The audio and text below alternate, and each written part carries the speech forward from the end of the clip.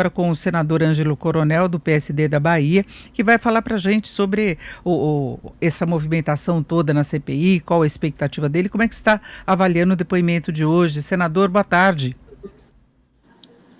Boa tarde, Denise, boa tarde a todos os telespectadores da Jovem Pan, mais uma vez no seu programa, Denise.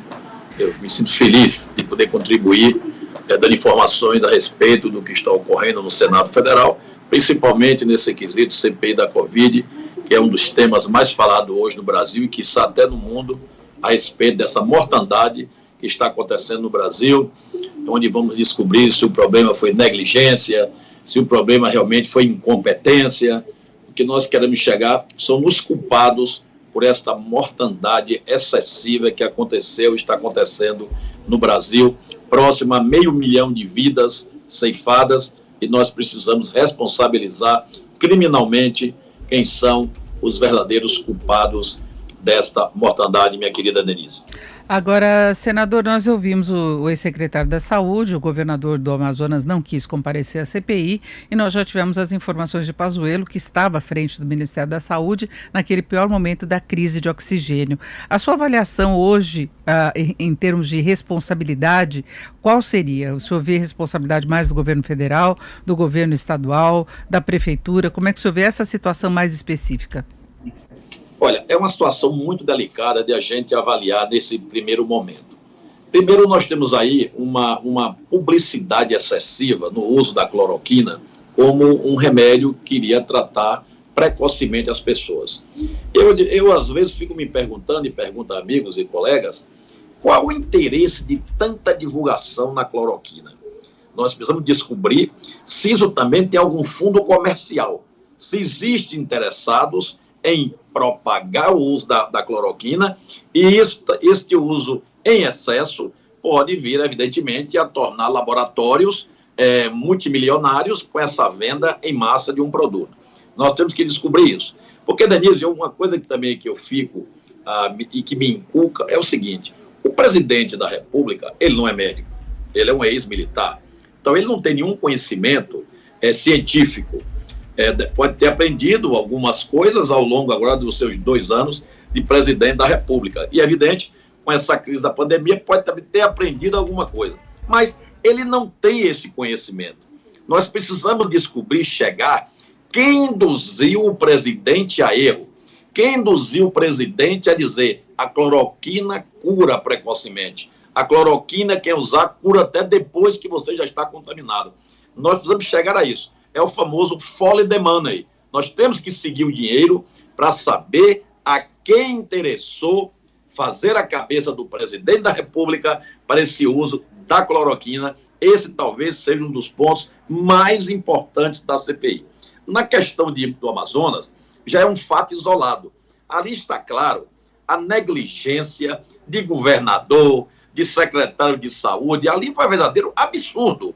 Eu não sei como que 2 pessoas, tanto o secretário de saúde que está depondo hoje, como o governador que correu, não veio depor, pode ser culpado criminalmente por essas mortes. Porque pelo depoimento, pelas contradições do secretário de saúde, ficou claro que as mortes por falta de oxigênio foi simplesmente uma negligência. Não gostar de pessoas, não gostar de gente, deixou as pessoas chegarem a óbito num momento de crueldade, num ato de crueldade. Que a pessoa morrer sufocado deve ser uma coisa muito, muito, muito ruim. Eu nunca me sufoquei, mas de hora que faço um teste até fechando o nariz ou a boca, e não deve ser uma coisa fácil morrer sufocado, minha querida Denise. Agora, senador, houve contradições também no depoimento do ex-ministro Pazuello, né, em relação às datas, em relação à sua solicitação de oxigênio. Ele tentou reafirmar que o Ministério agiu conforme foi convocado, né, conforme recebeu a solicitação, e a gente vê o secretário numa outra posição também, e os próprios dados do ministro Pazuello não batem com outros depoimentos, né? Aí, Denise, está cada um querendo salvar a sua pele. O secretário tentando salvar a dele, o Pazuello já jogou a culpa para o governo. O ideal, ao final das investigações, é fazer uma cariação quando cada CPI não chegue assim, a um veredito para assim, quem for o culpado do Amazonas. Como está esse jogo de empurra, o governador correu. Se correu, está com medo de vir depor. O secretário veio, o Pazuello veio. Então está na hora agora, depois, de concentrar os três na mesma sala, frente a frente, tete a tete, para que eles comecem a se auto-acusarem ou um querer colocar a culpa em cima do outro, para ver se a gente chega aí no final, num denominador comum, quem errou, ou se os três erraram. E se os três erraram, os três têm que ser penalizados, porque nós estamos tratando de vidas, não são de animais irracionais. Nem um boi que vai para um açougue, nem um frango que vai para ser morto, para poder servir de comida para as pessoas. Nós estamos falando de mortes de pessoas, de seres humanos, coisa séria. E nós precisamos realmente investigar e penalizar, imputar penas severas para os culpados. Agora, senador, o senhor falou dessa questão de interesses que poderiam ter motivado, por exemplo, essa recomendação de cloroquina, outras recomendações que teriam sido dadas ao governo federal, se fala num gabinete paralelo aí de orientação.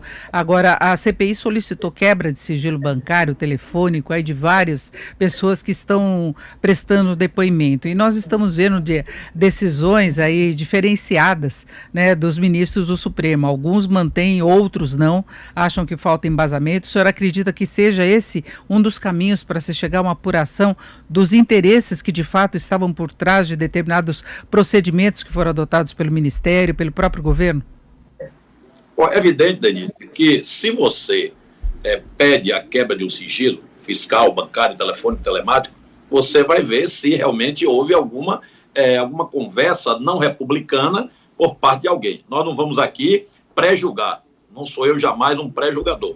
Agora, a quebra do sigilo bancário é importante, principalmente que já tem suspeitas no ar que esse uso indevido, maciçamento da cloroquina, foi para beneficiar financeiramente alguém.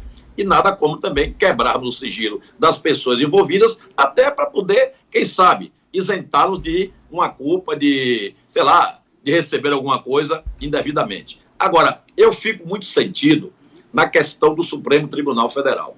Não pode uma corte com 11 membros, cada um dará uma decisão diferente em assuntos correlatos, em assuntos iguais. Eu, inclusive, se tiver oportunidade hoje de encontrar com algum ministro do Supremo ou amanhã, eu vou conversar e dizer, vocês deviam se reunir para ter um consenso nesse quesito de quebra ou não de sigilo. Porque não dá para você, um ministro dar uma decisão de uma maneira, o outro dar de uma maneira, parecendo que nós temos no Brasil 2 ou 3 constituições, 2 ou 3 leis que regem a nossa nação. Isso não pode ser. Nós temos que unificar o pensamento para que quando um ministro sentenciar ou deferir a quebra, eles seguiram o mesmo rito. Para não ter rito diferente, fica muito ruim isso para a Suprema Corte Federal da Justiça. É isso, eu agradeço muito a participação mais uma vez aqui no Jornal Jovem Pan, do senador Ângelo Coronel, senador pelo PSD da Bahia. Senador, uma boa tarde, obrigada. Boa tarde, Denise, sempre à sua disposição.